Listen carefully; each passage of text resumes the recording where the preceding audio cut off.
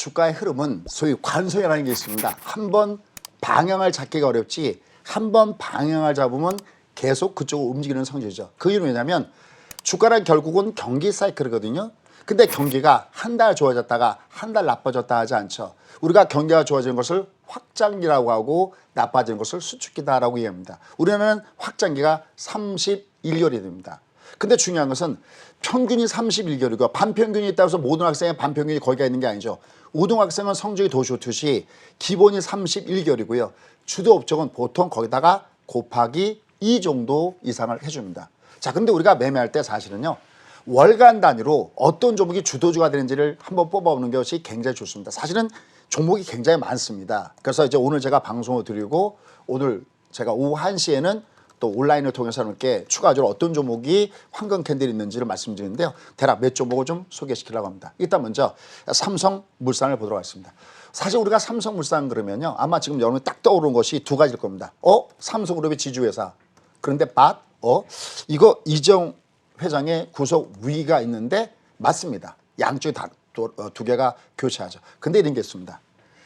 어떤 악재가 있었을 때 그게 펀더멘털을 훼손시키는 악재인가 아닌가를 봐야 됩니다. 만약에 정말 이재용 회장에 대한 좀 좋지 않은 얘기가 나왔을 때는 당연히 뭐 삼성그룹 전체가 흔들릴 수는 있겠죠. 그런데 한번 가치적인 측면에서 잠깐 좀 따져보고 싶습니다. 지금 삼성물산이 지금 어제 종가 기준으로 시가총액이 얼마냐면 한 20조 정도가 됩니다. 그러니까 지금 삼성물산의 가치가 지금 20조로 지금 평가받고 있는 거죠. 근데 삼성물산이 갖고 있는 그 보유 지분을 보면 삼성전자의 지분이 5%가 있습니다. 근데 삼성전자가 어제 시가총액을 제가 어제 보니까 331조더라고요. 근데 여기에 지분을 한 5% 정도 갖고 있습니다. 그러면 이거의 가치만 해도 한 16조, 17조 정도가 되겠네요. 그죠?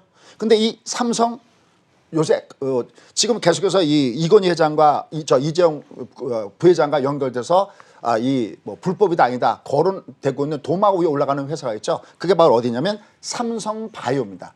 삼성바이오를 너무나 과하게 평가하지 않았느냐. 그런데 아이러니하게도 지금 삼성바이오는 승승장구하면서 역시 시가총액이 계속 증가하고 있습니다. 그래서 어제 시가총액이 얼마냐면 43조입니다. 근데 삼성바이오의 삼성물산의 지분이 얼마 정도 되시는지 압니까? 그러면 얼마 정도 된다고 생각하세요? 무려 43%입니다. 43조인데 43%가 갖고 있어요. 이걸 계산해 보니까 대략 한 18조 내지 19조입니다. 그러면 아까 삼성물산의 주말에 시가총액이 20조인데 이 두 개만 합해도 대략 얼마가 됩니까? 한 35조 정도가 되네요. 근데 여기서 멈출까요? 그게 아닙니다. 여러분들 지금 삼성그룹이 가장 지분이 많아서 또 굉장히 큰 역할을 하고 있는 회사가 있죠. 어디냐 바로 삼성물산입니다. 이 삼성물산의 삼성생명인데 삼성생명의 그 지분을 바로 이 삼성물산이 대략 한 19% 정도 갖고 있습니다. 근데 다른 지분 말고요. 삼성생명이 삼성전자의 지분만 갖고 있는 것만 해도 8.5%입니다. 그러면 8.5%인데 대략 한 5분의 1 정도의 지분을 갖고 있으니까 삼성전자는 삼성물산이 대략 갖고 있는 것만 5%, 그다음에 삼성생명을 통해서 갖고 있는 것만 해도 한 2% 이상. 그럼 어떻게 될까요? 그냥 대충 계산해도 그러니까 삼성물산이 자기가 하고 있는 자기 자체적인 그런 그 가치를 빼놓고 보유 자산 가치만 따지더라도 40조는 훌쩍 넘습니다. 그럼 당연히 삼성물산은 대표적인 저표가 된 업체 중에 하나죠. 또 하나 핵심 이슈가 하나가 있습니다. 지난번에 이재용 부회장이 대국민사과 기자회견을 할 때 어떤 얘기를 하냐면 절대 자기 자식한테 경영권을 물려주지 않겠다라고 얘기했습니다. 근데 여러분들 우리나라 대기업체들이 뭐 불법이다 뭐다 그러는데요. 사실 일부에서는 그런 얘기해요.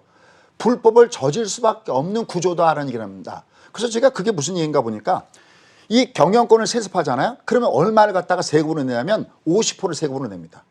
그러면 이건희 회장으로부터 이재용 부회장, 또 이 회장 부회장으로부터 아시다시피 지금 일남일녀가 있잖아요. 그러면 자식한테 또 물려주면 50% 세금 내고 또 물려주면 50% 세금 내면 그 지분은 어떻게 될까요? 그냥 나중에는 공중분해가 됩니다. 그래서 대표적으로 다른 나라 같은 경우는 어떻게 됩니까? 이걸 갖다가 물릴 때 세금을 거의 내지 않죠.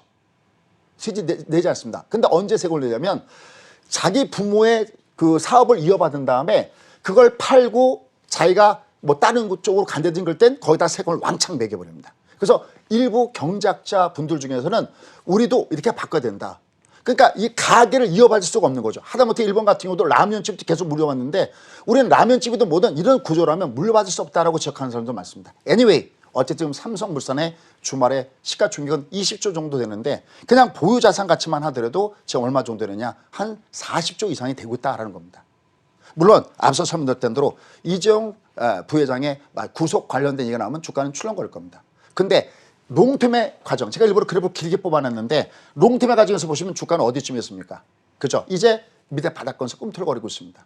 얘는 올라갈 때 쫓아가서 들어갈 수 없죠. 왜? 언제 어느 때 짱돌이 나올지 모르니까요. 하지만 이게 그로 인해서 출렁출렁거리면서 조정받을 때는 이런 종목은 가치주로서 한번 우리가 볼만하지 않겠나 해서 오늘은 첫 번째 종목군 중에서 어떻게 보면 사실은 가치주의 개념으로서 볼 수 있겠고 또 하나 이 삼성물산 말고도요. 지금 주가 흐름을 보세요. 종합이 올라갈 때 제약바이오 같은 경우도요. 타이밍을 잘못 잡았으면 아마 지금 제약바 중에서도 고점에서 잘못 잡으셨던 분들은 손실 나신 분들도 많이 계실 겁니다. 제가 그때 어떤 말씀이냐면 제약바이오가 올라가던 뭐가 올라가던 계속 지금의 장은 릴레이 경기입니다. 주도주가 바꿔가더라도요. 계속 장이 올라가니까 뭐는 계속 올라가냐면 코스닥 지수 올라갔죠. 그러니까 제가 한참 제약바이오 올라갈 때 제약바이오를 어떤 종목을 고르기 어려우신 분들 혹은 잘못 들어가서 손해가 날까 수 없다고 생각하시는 분들은 차라리 제약바이오를 사지 마시고 코스닥의 ETF를 사시라습니다. 레버리지 2x. 그건 어떻게 될까요? 무려 얘가 좀 더블 이상이 나오면서 올라가고 있습니다. 그러면 여러분들이 만약에 올라갈 때 지금 시장에서 뭐가 올라가는가 가만히 보시오. 근데 요즘에 많은 종목이 올라가면 어떤 가치가 올라갈까요? 그렇죠. 지주사의 가치가 올라가겠죠. 꼭 삼성물산뿐만이 아니라 LG그룹의 LG라든지 또 SK그룹 주가가 올라가면 뭐 SK라든지 그래서 지주회사 종목군들 한번 보시오라는 차원에서 이런 말씀 드렸고요. 대신 역시 아까 했던 대로 잠재적인 어쩌면 돌멩이가 날아올지 모르는 악재는 있기 때문에 쫓아가지 않아도 이런 종목은 약간 중장기적인 측면으로 본다면 더군다나 상속세가 계속해서 50%면 나중에 삼성그룹은 절대 속칭 이씨 일가의 회사가 아니라는 겁니다. 그래서 뭐 다른 회사 KCC도 여기 지분을 갖고 있고 그럼 어떻게 될까요? 또 한 번 지난번에 한진칼 관련돼서 지분 경쟁하면서 올라가는 거 보셨죠? 그렇죠? 아마 누군가가 돈이 엄청나게 많다면 아마 빅픽처의 그림으로 이런 거 한번 생각해 보지 않을까 해서 지주회사 중에서 하나를 꼽아봤으니까 한번 참조해 보시기 바라겠습니다. 황금 캔들주 첫 번째 종목은 삼성물산이었습니다. 여전히 저평가 구간이다라고 평가해 주셨는데요. 가치주로서 좀 중장기적으로 접근하는 것이 좋겠다라고 투자 포인트 잡아주셨습니다. 자, 두 번째 종목은요. 인터플렉스입니다. 이 하반기 흑자전환 기대감 속에 지금 저점 대비 주가가 2배가량 올라와 있는 그런 상황입니다. 이 종목의 투자 포인트 궁금해지는데요. 네, 지금 이제 제가 들으면서 우리 앵커분이 저점 대비 2배 정도 올랐다 그랬잖아요. 예, 맞아요. 밑에 서시면. 그런데 한번 그냥 그래프 한번 볼게요. 저점 대비 2배 올라갔는데 지금 저 꼭대기 가서 여기를 보면요. 아직 낮은 남자분들 아시죠? 군대 갔다 오면 그 낮은 포배라는 게 있습니다. 요새 저 손날 뒤에 그 병영기가 요새 자기인데 이게 낮은 포복으로 지금 아직까지 여기 있습니다. 이게 왜 그럴 수밖에 없냐면 좀 적자였다가 이제 간신히 흑자 전환이 기대가 되는 종목이 바로 인터플렉스입니다. 이 향후 폴더블 폰의 성장이 굉장히 기대가 되죠. 저는 아직까지는 사실은 뭐 저희 같은 세대가 그냥 뭐 쓰는 게 많지 않으니까 바꾸자는데 뭐 Z 플립도 제가 가서 살려보니까 너무 작은데 저는 이번에 삼성에서 삼성 노트가 나오면 저도 바꾸려는 생각을 갖고 있습니다. 뭐 폴더블 폰에서. 근데 어쨌든 이 인터플렉스는 폴더블 폰 성장에 대한 기대감을 가꾸는 것이 바로 이 인터플렉스다. 그리고 영업이익이 흑자 전환의 흐름을 갖고 있고 제가 일부러 그래프를 온전히 길게 뽑았습니다. 얘가 주가가 상당히 많이 내려와 있구나. 그다음에 이 인터플렉스 같은 경우는 소위 플렉서블 그러니까 연성 회로 기판이라고 그러죠. 여기에 상당한 기술을 갖고 있는 것이 바로 여기인데 주가는 굉장히 낮은 수준에 놓여 있습니다. 그래서 이것들은 기관과 외국인들의 매매 동향을 좀 더 보시면요. 마침 뭐 주말에도 매수가 들어왔는데요. 아까 우리 앵커분이 중요한 질문을 했죠. 선생님 좀 막 올라가는데 많이 올라간 종목을 살까요? 아니면은 이제 시작하는 게 살까 그럴 때는 사실 지금은 의사 선생님 얘기 하나만 할게요. 운동할 때 밥 먹고 운동하는 게 좋습니까? 아니면 식후에 운동하는 게 좋습니까? 라고 질문하니까 의사 선생님 딱 얘기합니다. 꼭 운동 안 할 사람들이 그런 질문을 한답니다. 운동은 시간 날 때마다 하는 게 좋다고 그러는데 사실 돈이 있으면 지금은 뭐 웬만한 종목이 괜찮습니다. 다만 뭐 예를 들어서 뭐 오늘 종목에는 그게 안 들어와 있는데 예를 들어서 만약에 뭐 많이 올라갔던 종목, 뭐 대표적인 게 카카오나 이런 거잖아요. 이런 것들이 이제 너무 많이 올라간 상태에서 조정을 받고 있습니다. 요번 때는 음봉이기 때문에 조정받고 있는데 걔들도 끝난 건 아닙니다. 다만 오늘은 제가 어떤 종목을 좀 선정했냐면 좀 주가가 별로 안 올라간 종목군에서 몇 종목을 좀 준비해 봤습니다. 알겠습니다. 인터플렉스에 대한 또 투자 포인트 잡아봤고요. 다음 종목은 셀트리온입니다. 호재가 쌓였다. 이 셀트리온에 대한 기사 제목입니다. 그야말로 이 만발한 호재 속에서 주가도 계속해서 우상향 곡선 그려나가고 있는데 셀트리온의 투자 포인트 잡아주시죠. 네. 그러니까 지난번에 그런 말씀드렸어요. 5월 달보다 더 코로나19와 연결돼서 6월 달에 주목을 받을 만하다 하면서 옥스포드대가 중심이 돼서 연관 결과가 6월 달에 나올 것이다라는 말씀드렸잖아요. 근데 이게 외국 문제뿐만 아니라 우리나라에서도 바로 셀트리온 회사들이 바로 여기와 연결됐습니다. 아마 지금 여러분 셀트리온을 모르시는 분들은 하나도 없을 겁니다. 그래서 가장 넘버원으로 본다면 이 셀트리온 같은 경우에는 코로나19 치료에 대한 기대감이 있고 특히 최근에 램시마 SC 유효성에 대해서 이거 의미가 있다 해서 얘기가 나왔습니다. 그래서 흐름이 아주 좋습니다. 특히 이렇게 올라갈 때요. 이건 약간 기초 분석 가능한 건데 이렇게 올라갈 때 장대로 뽑는 종목군들. 그러니까 올라갈 때는 KTX로 가버리고 조정은 비둘기호처럼 이렇게 완만하게 주고받는 것. 또 올라갈 때는 빵빵 올라가는 것들. 이런 것도 좋습니다. 근데 이걸 보면 소위 앞에 종목은 전부 다 많이 내려오는 종목 중에서 올라가는 건데 얘는 많이 올라갔습니다. 또 그러신 분 계실 것 같은데요. 단기적으로 보니까 그렇죠. 얘를 조금만 그래프 좀 길게 한번 볼까요? 어떠세요? 얘도 역시 주가가 아직까지 고점 대비는 상당히 많이 내려와 있습니다. 제가 아는 그 부동산 중개소의 한 분이 이 종목을 갖고 있는데 상당히 고생을 많이 했습니다. 그냥 갖고 있었던 것 같아요. 요즘은 제가 전화 한 통을 좀 해줄까라는 생각도 가지고 있습니다. 이제 얘는 밑바닥을 치고 여기 특히 이런 걸 블랙홀 여기 보면요. 여긴 블랙홀 데드라고 해요. 그러니까 우주 공간에 블랙홀이라는 것이 있죠. 모든 이걸 빨아들이고 발산하는 구간이 있는데 한 점에 240선인데요. 여기 한 점이 쏘면서 밑으로 빠지는 블랙홀 데드가 나오고 지금 여긴 규칙볼스상으로 한 점에 수렴한 다음에 블랙홀 골드 현상이 나오고 있습니다. 그래서 얘네들도 역시 흔들리면서 조정을 줄 때는 관심 갖고 보는 전략이 가능하다 판단되고 특히 월간 단위로 주가가 위로 방향을 향하는 종목군들은 꾸준하게 관심을 가져도 괜찮다라고 판단됩니다. 조정시마다 좀 관심 가져보자. 셀트리온 투자 포인트 잡아봤습니다. 이렇게 해서 황금 캔들주 세 가지 종목들 들어봤는데요. 바로 이어서 또 여러분들의 종목 고민도 해결해 드리도록 하겠습니다.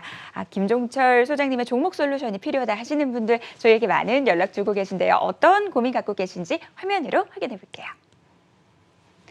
첫 번째 상담 종목 동진 세미캠입니다. 매수가는 12,900원이고요. 비중 15% 들고 계십니다. 와, 이분 같은 경우는 수익을 굉장히 많이 보고 계십니다. 반도체 관련 종목인데요. 자, 이 종목 어떤 흐름 보이게 될지 궁금합니다. 더 큰 수익 기대할 수 있을까요?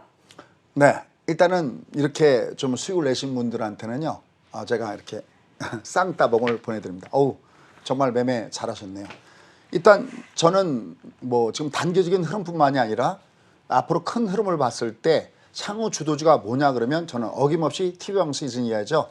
세상을 바꾸는 종목에 투자하십시오라는 말씀을 드립니다. 그러면 세상을 바꾸는 종목이 뭘까요? 아까 미국과 중국 간의 그 전쟁도요. 사실 알고 보면 기술 전쟁이다라고 얘기를 하잖아요.